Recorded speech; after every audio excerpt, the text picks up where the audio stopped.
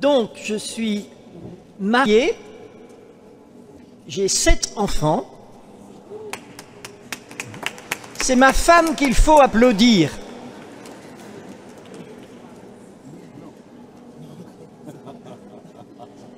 Nous avons 50 ans de mariage cette année. Hein? Voilà. Et nous n'avons que 13 petits-enfants. J'en voulais 49, mais on n'en a que 13. 49, je vous rappelle, c'est 7 fois 7. Alors, notre vie a basculé le jour où notre fille aînée a eu un accident de santé très grave qui la laisse lourdement handicapée. En fait, elle est paralysée, il lui reste que le bras droit qui bouge. Et elle peut parler, etc. Et donc, c'est important que vous sachiez ça, parce que dans le témoignage que je vais vous donner, vous aurez peut-être l'impression que je flotte au 7e ciel, mais ce n'est pas vrai. Nous sommes confrontés dans notre vie à une épreuve très grande. Et donc, on m'a demandé de vous parler de l'incroyable miséricorde de Dieu. Et je voudrais commencer par vous remercier. Et même vous féliciter. Parce que tout à l'heure, dans l'homélie, on a entendu que croire, c'est pas si simple. Attends, je peux pas crier. Ça va pas, on va le mettre comme ça. Voilà. Ma femme dit que je suis sourd, mais on dirait que je ne suis pas le seul. Hein. Mais j'espère que vous entendez mon rire. D'accord? Oui? Donc, je disais, j'espère que maintenant, on ne va plus m'interrompre parce que ça... Donc, on a entendu tout à l'heure, dans l'homélie, que la foi, c'était pas si simple que ça. Que les apôtres ont mis du temps à croire. Et vous, vous êtes là. Mais c'est incroyable. Et vous croyez? Oui? Vraiment? Mais là, vous me sciez.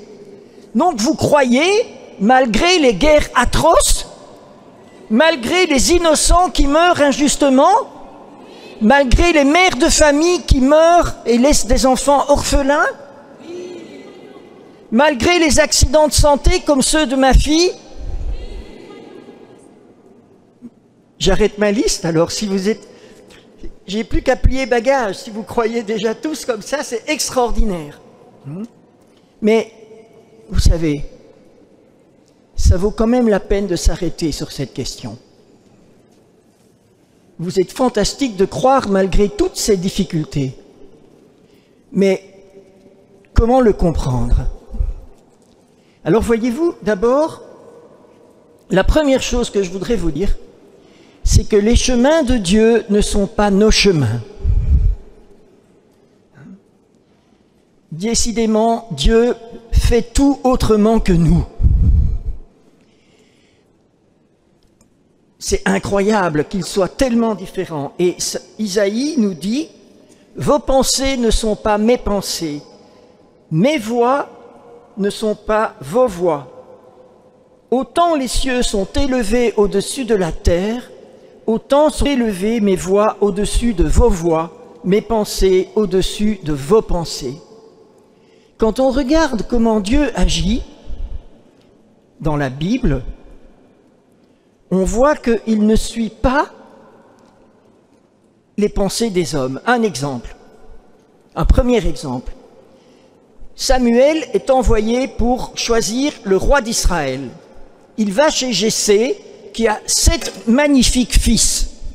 Et le premier, il est beau, il est fort, il est grand. Et Samuel se dit, c'est celui-là. Dieu dit, non, non, non, non, c'est pas celui-là. Le deuxième non plus, le troisième non plus, etc. Et le 7e non plus. Alors, Samuel dit à Jessé, et t'en as pas un dernier là, sous les fagots? Et alors arrive un tout petit rouquin, il était beau quand même, hein, mais qui ne payait pas de mine, et Dieu dit, c'est celui-là que j'ai choisi, David. Dieu ne choisit pas, ne travaille pas comme nous. Et le sommet de cette différence, c'est ce que nous avons fêté la semaine passée. Les apôtres découvrent le Messie. Ils veulent le suivre parce qu'ils vont devenir ministres du royaume nouveau. Et le voilà qui meurt sur la croix. Le Messie, le roi d'Israël, meurt sur la croix. Et les apôtres ont de la peine à comprendre, hein, parce que même après la résurrection, ils disent encore, et alors, c'est maintenant le royaume d'Israël? Difficulté à rentrer dans le plan de Dieu. Or, le plan de Dieu, à travers la mort de son Fils, c'est la victoire des victoires. Que nous fêtons aujourd'hui, comme l'a dit Monseigneur Gonon, c'est la résurrection. Dieu ressuscite son Fils, mais il le fait, et Monseigneur Gonon l'a dit, sans témoin. Il y avait juste les soldats, il paraît qu'ils dormaient. Et donc Jésus ressuscité se manifeste en catimini à quelques-uns. On a eu la liste dans l'homélie. Et donc il reste un acte de foi à poser. Je crois dans le témoignage des apôtres. Et pourquoi Dieu fait ça? Parce que Dieu veut nous laisser libres. La liberté, c'est la condition de notre capacité d'aimer, c'est donc la condition de notre ressemblance avec Dieu. Dieu ne vous forcera jamais la main. Il nous laisse libres. Et ça, c'est magnifique. Alors donc, Dieu qui fait toutes choses différentes, nous sauve à travers la croix de son Fils. Et retenez bien ça, parce que le signe de la croix, c'est le signe de la miséricorde. Dieu a voulu que son Fils nous montre son amour jusqu'à mourir sur une croix. Et je ne sais plus quel saint, je me demande si ce n'est pas Thérèse de Lisieux qui disait « Comment peut-on avoir peur d'un Dieu qui meurt sur la croix pour nous ?» Il est plein d'amour. Alors,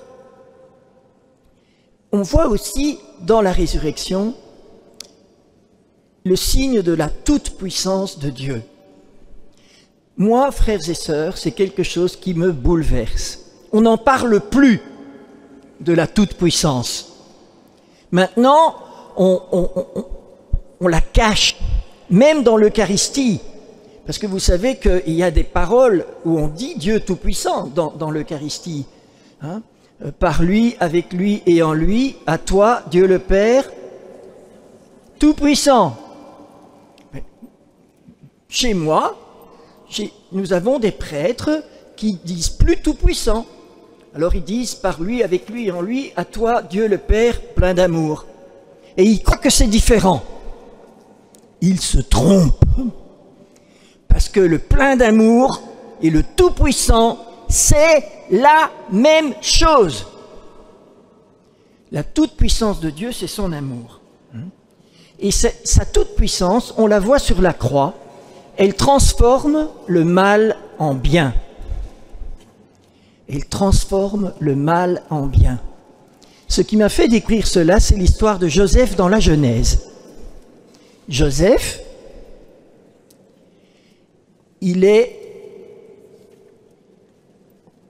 ses frères veulent le tuer. Ensuite, il est vendu comme esclave. Quand il est chez Potiphar, la femme de Potiphar veut avoir des relations sexuelles avec lui. Comme il refuse, accuse de viol et il se trouve en prison. Vous imaginez un peu la chaîne de malheur. On pourrait dire, le pauvre Joseph, il a la poisse. Malheur sur malheur lui tombe dessus.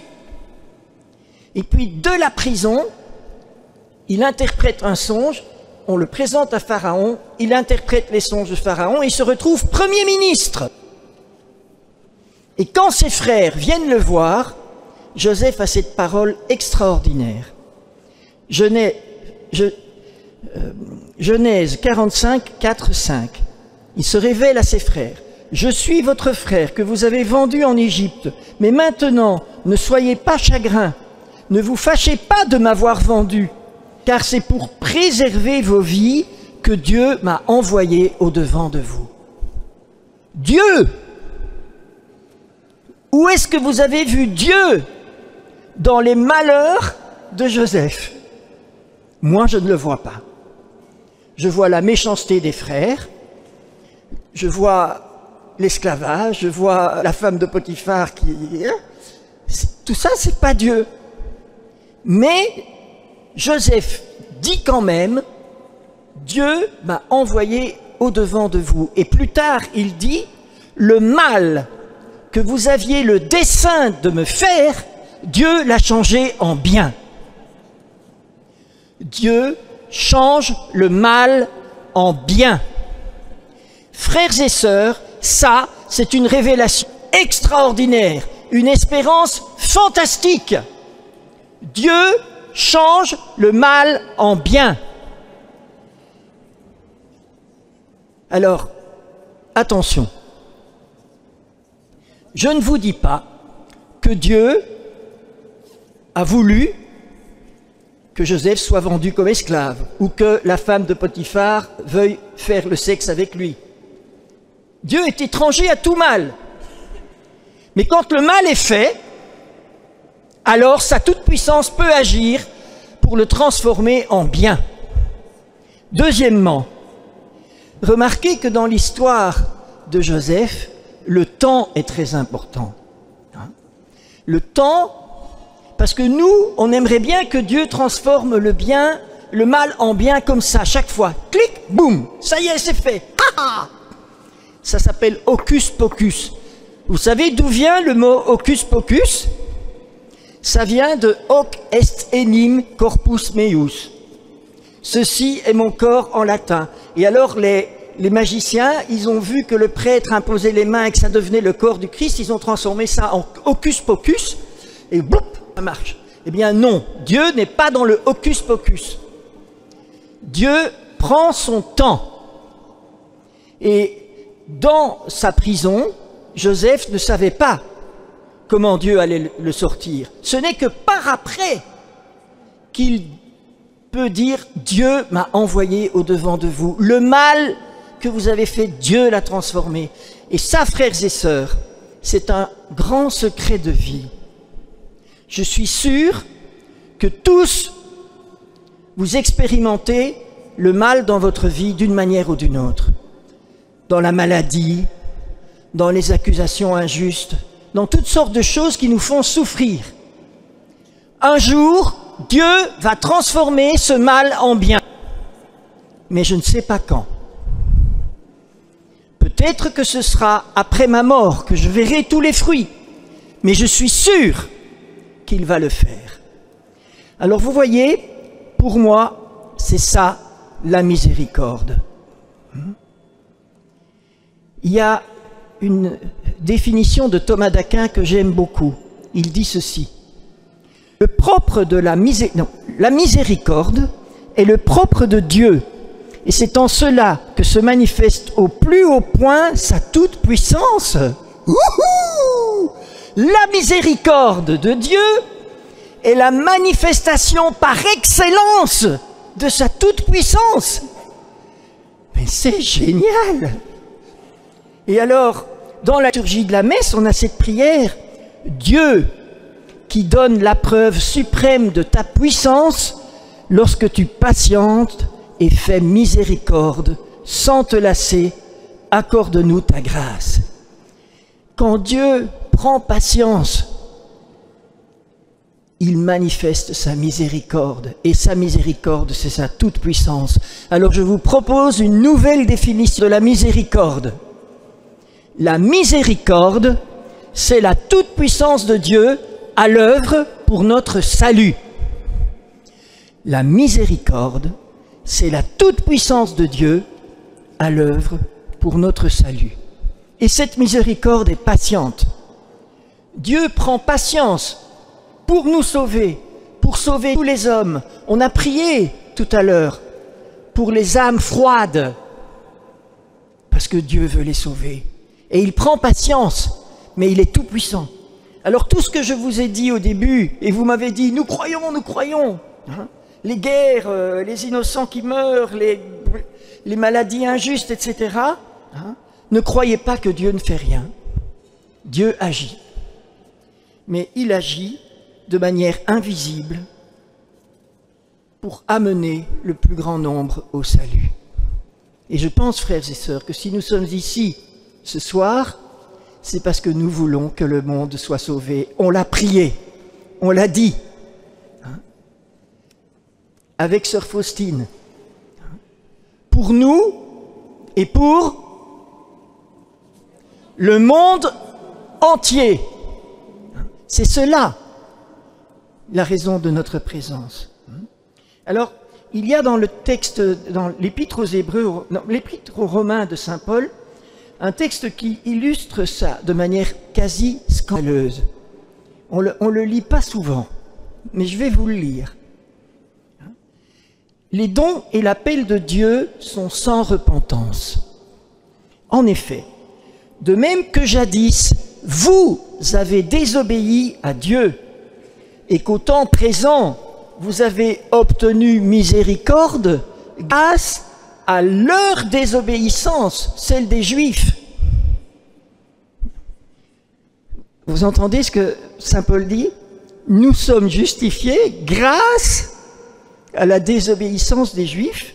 Eux de même, au temps présent, ont désobéi grâce à la miséricorde exercée envers vous, afin qu'eux aussi, ils obtiennent au temps présent miséricorde.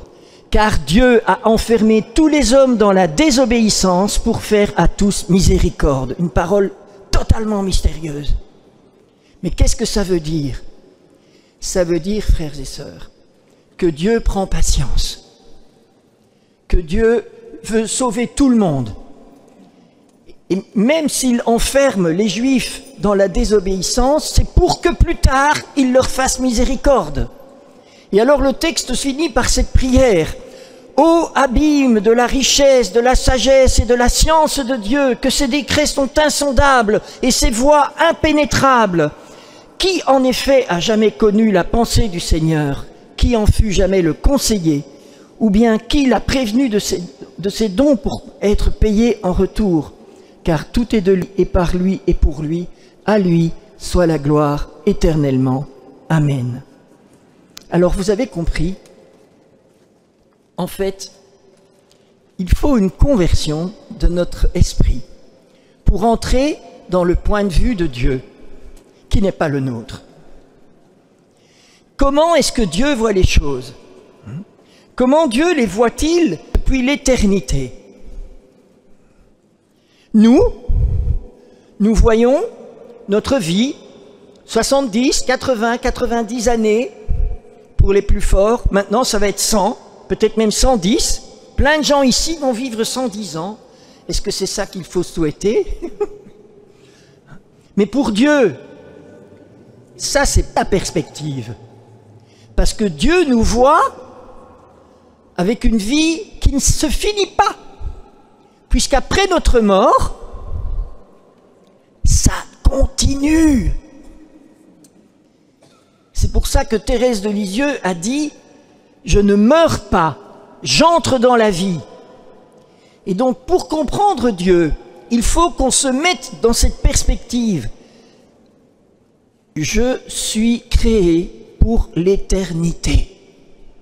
Chacun et chacune de vous, vous êtes créés pour l'éternité. Et donc, Quand Dieu prend patience, il a l'éternité devant lui. Et sa toute-puissance, c'est sa miséricorde, à l'œuvre pour que nous soyons sauvés. Alors pour que ça marche, il faut la confiance. Et c'est ce que Jésus a demandé à sœur Faustine, qui nous a été rappelé encore tout à l'heure. Oui, Dieu est miséricordieux. Oui, Dieu est tout-puissant. Je le crois de toutes mes forces, mais je ne le vois pas toujours, parce que ses décrets sont insondables, ses voies sont impénétrables, ses pensées ne sont pas mes pensées. Alors, devant tout ça, il ne me reste plus qu'une chose à faire, le saut de la confiance. Jésus, j'ai confiance en toi. La confiance, c'est croire sans voir, hein? C'est d'accepter de lui faire confiance, même si je ne sais pas ce qui va se passer. Mais il y a une chose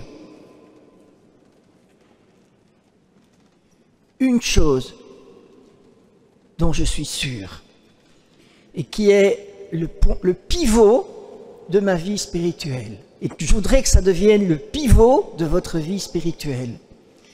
J'étais, il y a 3 semaines, dans le pays de Gex, pour faire une conférence analogue à celle-ci. Et ceux qui m'ont accueilli m'ont dit « Jean-Luc, on a préparé pour toi quelque chose parce qu'on sait que c'est très important pour toi. Et regarde ce qu'on t'a préparé. »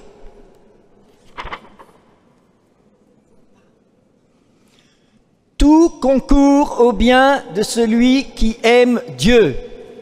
Toute chose concourt au bien de ceux qui aiment Dieu.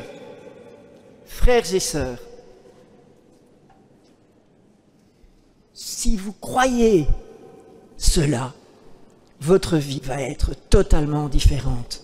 Vous allez voir la miséricorde à l'œuvre dans votre vie. Alors je peux vous donner des exemples, que j'ai appelé ça, il y a 2 ans, je crois, c'était « Dieu a un meilleur plan pour toi ». Alors avec Dieu, comme il est tout puissant, il est toujours en train de recalculer ses plans. Vous savez qu'on a des GPS. Et le GPS, qu'est-ce qu'il fait quand on ne prend pas la route qu'il avait décidée? Il dit « Je recalcule, nouvel itinéraire ». C'est exactement ce que Dieu fait avec nous. Il nous propose des nouveaux itinéraires. Alors, je vous raconte des petites histoires parce que je sais qu'on les aime d'habitude, des histoires. J'ai été profondément, donc j'aime beaucoup la providence. La providence, c'est la miséricorde de Dieu qui agit pour mon bien dans ma vie de tous les jours. Et un jour que j'étais à Rome avec ma femme, on devait rentrer chez nous, on devait prendre 2 bus. Des mezzi romani, donc des moyens de transport publics romains, le samedi soir. Un 87 et un 49. Et quand on arrive dans la rue, on voit le 87 qui arrive, et ma femme dit tu peux courir si tu veux pour l'attraper, moi en tout cas je ne peux pas courir. Alors je ne vais quand même pas laisser ma femme sur le carreau, on va ensemble attendre à la fermata, à l'arrêt de bus, mais évidemment il était parti.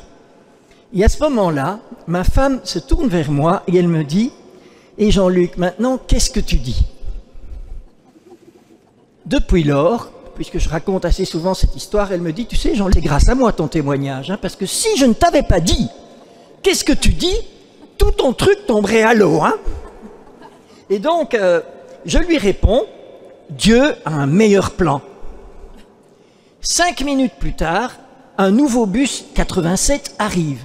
Nous montons dedans, et comme le précédent était passé peu de minutes avant, notre bus ne doit plus s'arrêter. Donc il arrive derrière le bus précédent, et quand celui-là s'arrête, on le dépasse. Youpou! On est les premiers. Et donc on arrive à l'endroit où on doit monter dans le 49, on descend, ma femme est assez lente, elle a mal aux jambes et tout ça, on arrive à monter dans le 49, les portes se ferment, et il part. Et à ce moment-là, le premier 87 arrive. Dieu avait un meilleur plan. Vous voyez? Mais Mais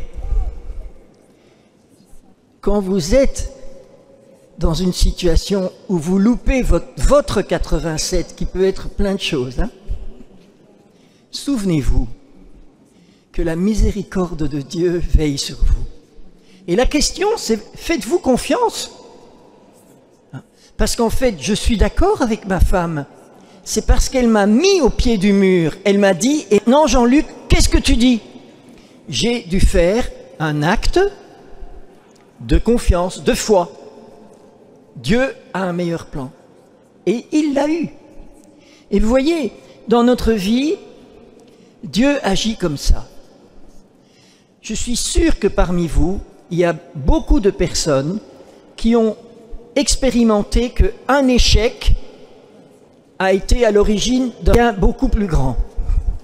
Moi, j'ai raté un examen. J'en ai raté qu'un dans ma vie, mais c'était celui auquel je tenais beaucoup pour aller aux États-Unis. J'y ai pas été. Et donc, comme j'allais pas aux États-Unis, j'ai fait une mathématique spéciale à Bruxelles. Et là, il y avait une charmante jeune fille. Oh. Elle avait des longs cheveux, elle était belle, tonnerre. Heureusement que j'avais raté mon examen et que je ne suis pas allé aux États-Unis parce que je n'aurais jamais rencontré. Vous voyez? Et donc, mais c'est pas tout.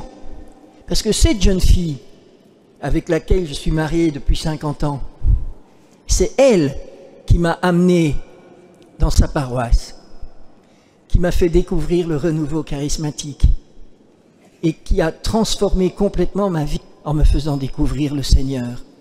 Et si je suis ici devant vous ce soir, c'est parce que j'ai raté un examen. Oui.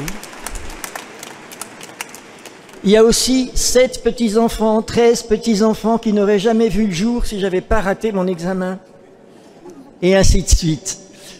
Dieu transforme le mal en bien. Hein? Alors, ça joue aussi pour nos prières. Quand on prie, est-ce qu'on est exaucé? Toujours. Alors je vais te raconter une histoire hein, où la prière n'a pas été exaucée. D'accord? C'est l'histoire de Sainte Monique. Sainte Monique, elle priait pour que son fils Augustin se convertisse. Et un jour, Augustin lui dit « Je vais partir en Italie ». Monique se dit « Zut, je veux pas que mon fils me quitte ». Donc, elle arrête de prier pour sa conversion et elle prie pour qu'il ne parte pas en Italie. Mais, du coup, Augustin s'en va en cachette en Italie. Prière non exaucée. D'accord? Hein? Prière non exaucée. Mais en Italie, Augustin rencontre Ambroise et boum, c'est la conversion. Et alors, saint Augustin dit, cette parole extraordinaire dans les confessions, Dieu n'a pas écouté sa prière d'un jour pour satisfaire sa prière toujours. Sa prière de toujours, c'était sa conversion. Sa prière d'un jour, c'était une bêtise, qu'il n'aille pas en Italie. Ça allait contre le plan de Dieu. Vous me suivez? Alors, je voudrais encore vous dire 2 choses à propos de la miséricorde. C'est un aspect de la miséricorde qui est, me semble-t-il, très peu connu. C'est que l'amour de Dieu est tellement grand qu'il ne cesse de réparer nos bêtises, nos erreurs et nos manquements. La miséricorde, c'est la machine à recyclage de Dieu. Dieu recycle. Il recycle nos ordures pour en faire des choses bonnes, parce qu'il transforme le mal en bien. Vous avez bien compris. Alors, donc, Dieu, la miséricorde de Dieu répare. Est-ce que vous savez que Dieu est le maître des réparateurs? Je vous lis un tout petit texte du Père Delbé dans le livre magnifique « Croire à l'amour » qui est un livre sur la miséricorde et la petite Thérèse.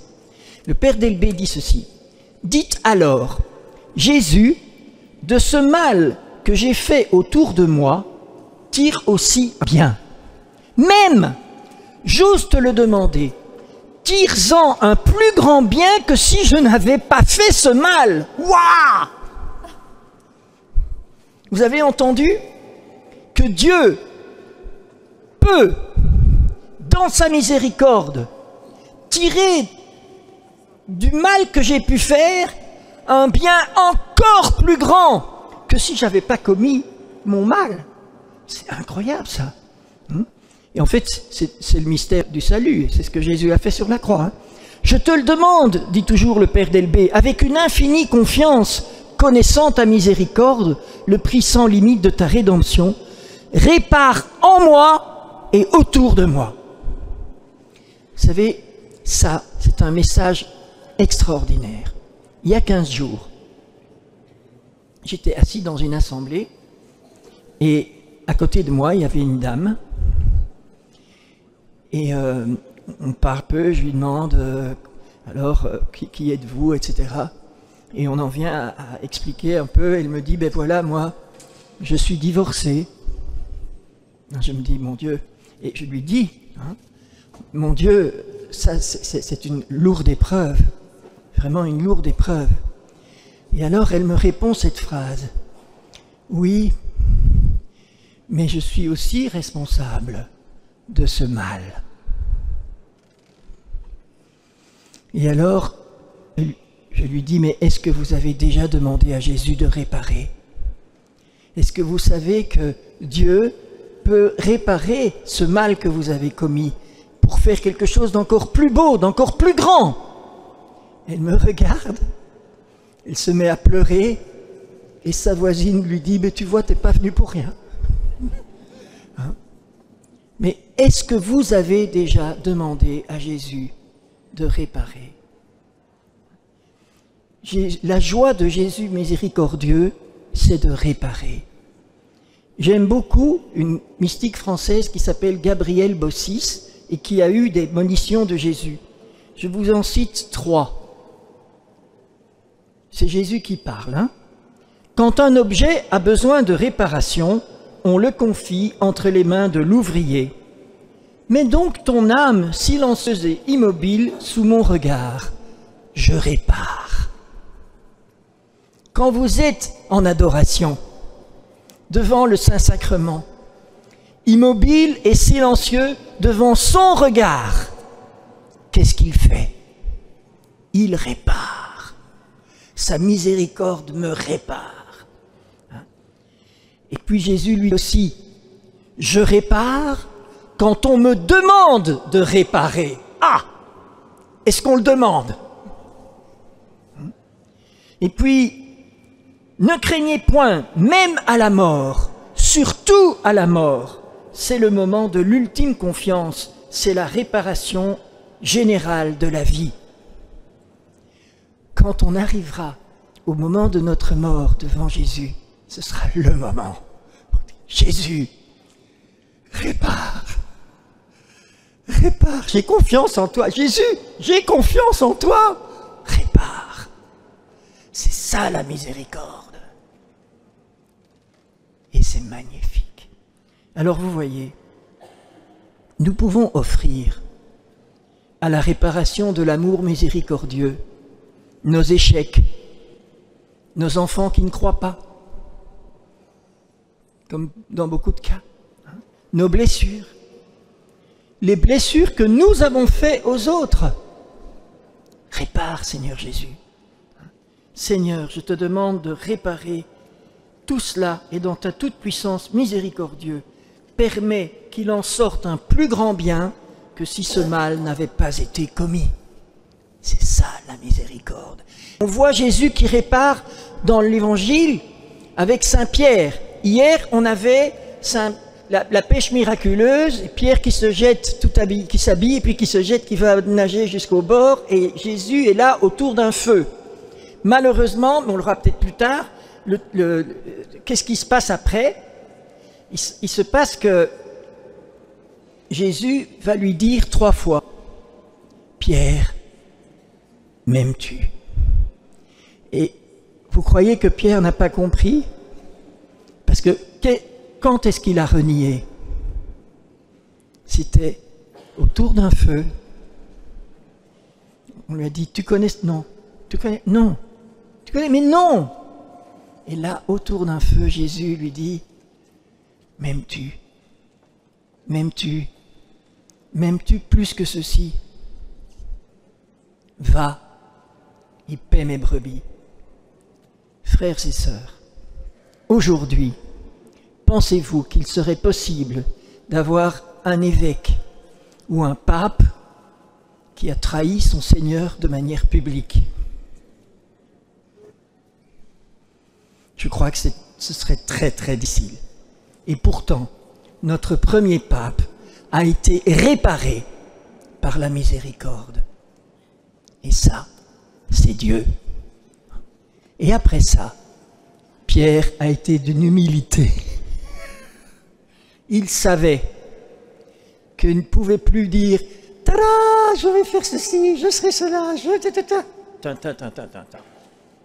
Tu sais que tu es un pauvre, mais je te répare. » Alors, mon dernier point est celui-là. Il est difficile à dire. Alors, j'ai vu que vous êtes animés d'une grande foi. Et alors, je vais vous le dire. Si je veux blesser personne, donc si ce que je dis blesse, alors dites-vous, c'est pour lui, c'est pas pour moi. D'accord? Alors, vous avez compris que Dieu est miséricorde, que sa miséricorde est toute puissante. Et quel est le désir profond de Dieu? Jésus nous le dit, « Votre Père qui est aux cieux ne veut pas qu'un seul de ses petits ne se perde. » Et saint Paul, la volonté de Dieu, c'est votre sanctification. Dieu veut le salut de tous les hommes. Et on a prié pour ça aujourd'hui, pour les âmes froides. Alors, je crois que vous le savez, Dieu, qui prend patience, veut non seulement vous attirer, m'attirer, mais attirer aussi tous nos frères et sœurs. Et il veut le faire les uns par les autres. Et c'est là qu'on touche au mystère insondable et difficile à accepter de la miséricorde. C'est la communion des saints, que saint Paul va expliquer à sa manière comme ceci. « En ce moment, je trouve ma joie dans les souffrances que j'endure pour vous, et je complète en ma chair ce qui manque aux épreuves du Christ pour son corps qui est l'Église. » Vous avez compris, hein? On touche au mystère de la souffrance. C'est très délicat. Parce qu'en fait, si quelqu'un n'a pas souffert ici, qu'il lève la main. Donc j'ai l'impression que tous, on a souffert. C'est ça? Oui? Moi aussi. En fait, nous n'avons pas le choix à l'égard de la souffrance. On ne peut pas dire « moi je choisis de ne pas souffrir ». Non. Tous nous allons souffrir et nous avons souffert.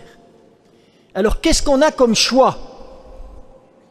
Et le choix, c'est d'offrir ou de ne pas offrir notre souffrance. Le choix, c'est soit je fais comme saint Paul, je complète en ma chair ce qui manque aux souffrances du Christ, soit je refuse de le faire. Alors voyez, c'est pour ça que saint Jacques commence son épître d'une manière très très abrupte.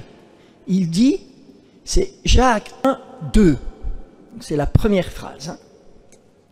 tenez pour une joie suprême, mes frères, d'être en butte à toutes sortes d'épreuves. Une joie suprême d'être en butte à toutes sortes d'épreuves. C'est cela que les saints ont vécu. C'est cela que Thérèse de Lisieux va résumer comme ceci. Je cite Thérèse. Jésus a pour nous un amour si incompréhensible qu'il veut que nous ayons part avec lui au salut des âmes. Il ne veut rien faire sans nous. Et ça, c'est la clé. Jésus ne veut rien faire sans nous. Il veut que nous collaborions à son travail de rédemption. Alors, je continue avec Thérèse. Le Créateur de l'univers attend la prière de pauvre petite âme, Thérèse, pour sauver les autres âmes rachetées comme elle au prix de ton sang, de son sang. Voyez? Alors, c'est là que on touche quelque chose. Moi, je n'en entends jamais parler. Du coup, quand j'en parle, j'ai peur qu'on me dise, Jean-Luc, ça c'était avant le concile, ou bien même avant le concile de Trente, ou je ne sais pas quoi. Mais les saints nous ont tous dit la même chose.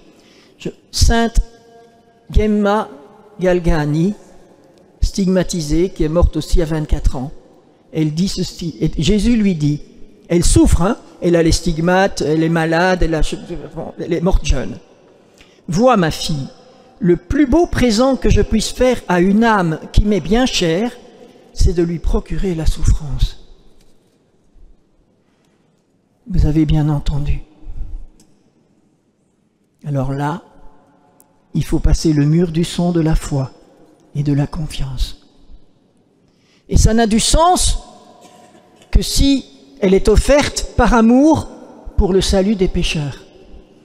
Alors voilà ce que Thérèse dit à propos de son papa. Vous savez que le papa de Thérèse est mort après avoir eu une crise de démence sénile.